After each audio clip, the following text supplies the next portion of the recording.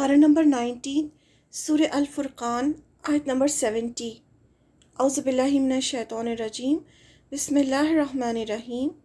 الا مگر من جس نے تابا توبہ کی، و آمنا اور وہ ایمان لایا، و عملا اور اس نے عمل کیے، عملاً عمل، صالحاً نیک رائٹیس ڈیڈس، فاولئک تو یہی لوگ ہیں، یبدلو بدل دے گا اللہ سیئاتہم ان کی برائیوں کو، حسنات بھلائیوں سے، وکانا اور ہے اللہ غفوراً بہت بخشنے والا، رحیماً بہت رحم کرنے والا۔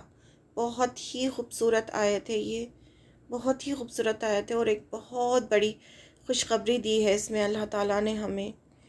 ہاں مگر جو کوئی توبہ کر لے، یعنی پلٹ آئے اللہ کی طرف، ایمان لے آئے اور نیک عمل کرے، تو اللہ ایسے لوگوں کی برائیوں کو نیکیوں میں تبدیل کر دے گا، اور اللہ بہت بخشنے والا، بڑا مہربان ہے۔ کچھ شرطیں ہیں، اس کے بعد فرمایا کہ اللہ برائیوں کو نیکیوں میں تبدیل کر دے گا۔ کتنی بڑی بات ہے۔ جو کوئی شرک، کفر، بدعت، گناہ کر رہا ہو، لیکن ہدایت آنے کے بعد اسے احساس ہو جائے کہ وہ غلط تھا، اور وہ نادم بھی ہو، یعنی اسے ندامت ہو، یعنی اسے افسوس ہو کہ اس سے غلطی ہوئی ہے، پھر اگر وہ توبہ کر لے اور سچے دل سے ایمان لے آئے اور پھر نیک عمل بھی شروع کر دے، یعنی اللہ کو راضی کرنے کی کوشش کرے۔ جب بھی انسان سے گناہ ہو تو کوئی اچھا کام کر لینا چاہیے، اللہ کو راضی کرنے کی کوشش کرنا چاہیے، بہت زیادہ استغفار کرنا چاہیے، صدقہ کرنا چاہیے۔ تو اللہ ایسے لوگوں کی برائیوں کو نیکیوں میں تبدیل کر دے گا، یعنی جو برائیاں ہو چکی ہیں وہ بھی نیکیوں میں بدل دی جائیں گی۔ کتنی بڑی بات ہے نا یہ، کہ اگر کوئی ایمان لے آئے اور پھر نیک عمل کرے تو اللہ تعالیٰ خود فرما رہے ہیں کہ اس کی برائیوں کو نیکیوں میں تبدیل کر دیں گے، اور اللہ بہت بخشنے والا، بہت مہربان ہے۔ تو یہ اللہ تعالیٰ کی مہربانی ہے کہ اللہ تعالیٰ ایسے بندے سے اللہ تعالیٰ بہت خوش ہوتے ہیں جو غلط راستے پر جاتا ہے لیکن وہ پلٹ آتا ہے اللہ کی خاطر۔ خالص توبہ سے ہر گناہ معاف ہو سکتا ہے، چاہے کتنا ہی بڑا کیوں نہ ہو۔ اگر کسی نے گناہ کیا پھر بغیر توبہ کیے مر گیا تو اسے آخرت میں سزا ملے گی، لیکن حدیث سے پتہ چلتا ہے کہ 100 قتل کرنے والے نے بھی جب سچی توبہ کی اور ہجرت کی تو اللہ تعالیٰ نے اس کی توبہ بھی قبول کر لی۔ یعنی اتنا زیادہ ایک گنہگار انسان تھا جس نے 100 قتل کیے تھے، لیکن اس کے بعد اسے احساس ہوا، اس نے توبہ کی اور اس نے ہجرت کی، یعنی وہ جگہ چھوڑ دی اور اللہ کے راستے میں وہ نکل گیا، تو اللہ تعالیٰ نے اس کی بھی توبہ قبول کر لی۔ اس آیت کے 2 مطلب ہیں۔ توبہ سے اللہ بندے کا حال تبدیل فرما دیتا ہے۔ اسلام سے پہلے جو برائیاں کرتا تھا اب نیکیوں کی توفیق اسے مل جاتی ہے۔ پہلے شرک کرتا تھا، توبہ کے بعد وہ صرف ایک اللہ کی عبادت کرتا ہے۔ پہلے کافروں کے ساتھ مل کر مسلمانوں سے لڑتا تھا، اب مسلمانوں کی طرف سے کافروں سے لڑتا ہے۔ دوسرا مطلب یہ ہے کہ اس کی برائیوں کو نیکیوں میں بدل دیا جاتا ہے، تو اس کی جو برائیاں تھیں وہ سب نیکیوں میں تبدیل ہو جاتی ہیں۔ آپ صلی اللہ علیہ وسلم نے فرمایا، میں اس شخص کو جانتا ہوں جو جنت میں سب سے آخر میں جانے والا اور سب سے آخر میں جہنم سے نکلنے والا ہوگا۔ یہ وہ آدمی ہوگا کہ قیامت کے دن اس کے سامنے چھوٹے چھوٹے گناہ پیش کیے جائیں گے، بڑے بڑے گناہ ایک طرف رکھ دیے جائیں گے۔ اس سے کہا جائے گا تو نے اس دن یہ گناہ کیا تھا؟ وہ کہے گا ہاں کیے تھے۔ اسے انکار کرنے کی طاقت نہ ہوگی۔ وہ اس بات سے بھی ڈر رہا ہوگا کہ ابھی یہ چھوٹے چھوٹے گناہ کا حساب ہو رہا ہے، میرے تو بہت سارے بڑے بڑے گناہ بھی ہیں۔ پھر اس سے کہا جائے گا کہ جا، تیرے لیے ہر برائی کے بدلے میں ایک نیکی ہے، یعنی اللہ تعالیٰ جو اس کے چھوٹے چھوٹے گناہ ہوں گے اس کے بدلے میں اس سے کہیں گے کہ اچھا ٹھیک ہے، اب تمہارے لیے اس کے بدلے میں نیکی ہے۔ اللہ کی یہ مہربانی دیکھ کر یعنی وہ دیکھے گا کہ ارے میرے تو برائیاں جو ہیں وہ نیکیاں میں تبدیل ہو رہی ہیں. کیوں ایسا ہوگا اس کے ساتھ؟ کیونکہ اس نے توبہ کر لی تھی اور اللہ کے راستے پر آ گیا تھا، ایمان لے آیا تھا، عمل صالح کیے تھے اس نے. لیکن اس کے اکاؤنٹ میں تو تھے نا وہ برائیاں، ڈھیر ساری برائیاں تھیں جو اس نے کی تھیں. تو ابھی اس کی چھوٹی چھوٹی غلطیاں جو ہیں انہی کی بات چل رہی ہوگی، تو وہ اللہ کی مہربانی دیکھ کے وہ کہے گا کہ میرے بہت سے اعمال اور ہیں جو میں یہاں نہیں دیکھ رہا.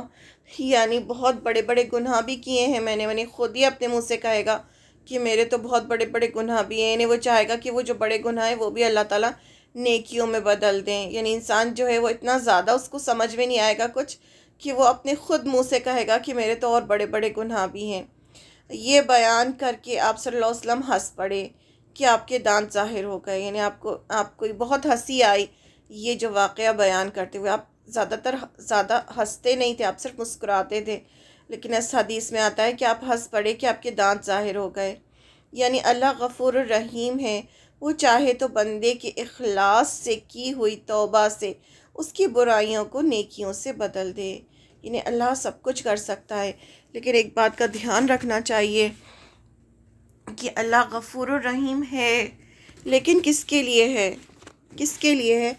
جو غلط راستے پر چلتے چلتے توبہ کر کے واپس اللہ کے راستے پر آ جاتا ہے اور پھر صراط مستقیم پر چلنے لگتا ہے اور اللہ کو راضی کرنے کی کوشش کرتا ہے. تو ایسے لوگوں کے لیے اللہ غفور رحیم ہے. لیکن جو غلط راستے پر چلتے ہیں اور چلتے چلتے انہی میں ان کی موت ہو جاتی ہے، تو پھر ایسے لوگوں کے لیے اللہ ذو انتقام ہے، انتقام لینے والا ہے. ہمیں بہت ساری جگہ ملتا ہے کہ اللہ تعالیٰ نے رحم کیا، لیکن ہمیں بہت ساری جگہ یہ بھی ملتا ہے کہ اللہ کا عذاب آیا اور پوری کی پوری قوم تباہ کر دی گئی. کہیں پتھروں کا عذاب آیا، کہیں آندھی کا عذاب آیا، کہیں زلزلے آئے. تو یہ بھی ملتا ہے ہمیں. تو ہمیں یہ نہیں سوچنا چاہیے کہ ہم کچھ بھی کریں اللہ تو غفور الرحیم ہے، وہ تو ہمیں معاف کر دے گا. نہیں، اللہ غفور الرحیم تو ہے، لیکن اللہ تعالیٰ ذو انتقام بھی ہے. کیونکہ ہم یہ زمین اللہ کی ہے، ہم اللہ کی زمین پر رہ رہے ہیں. یہ جو جسم جس کے اوپر ہمیں اتنا ناز ہے، یہ اللہ کا دیا ہوا جسم ہے.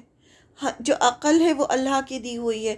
اللہ کی ہوا سے ہم سانس لے رہے ہیں، اللہ کا دیا ہوا ہم کھا رہے ہیں. رزق اللہ کا دیا ہوا ہے.